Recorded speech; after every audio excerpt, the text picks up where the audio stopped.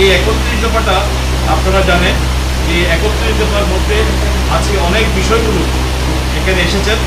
সেখানের মধ্যে দেখবেন আপনারা, আপনাদের কাছে আমরা একটা কপি দিয়েছি যে ১ নম্বর আছে গণতান্ত্রিক অধিকার পুনঃপ্রতিষ্ঠার সাংবিধানিক সংস্কার ঘটক। এটা কিন্তু ২০২৩ সালে জনাব তারেক রহমান সাহেব ঘোষণা করেছে।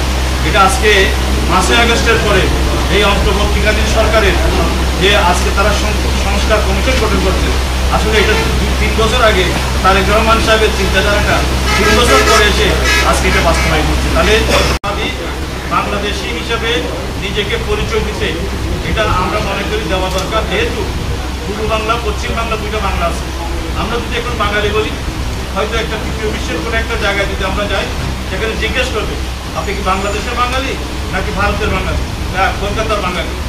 আমরা যদি বাংলাদেশি বলি, হয়তো আমাদের এই প্রশ্নটা রেলাইজ করবে না।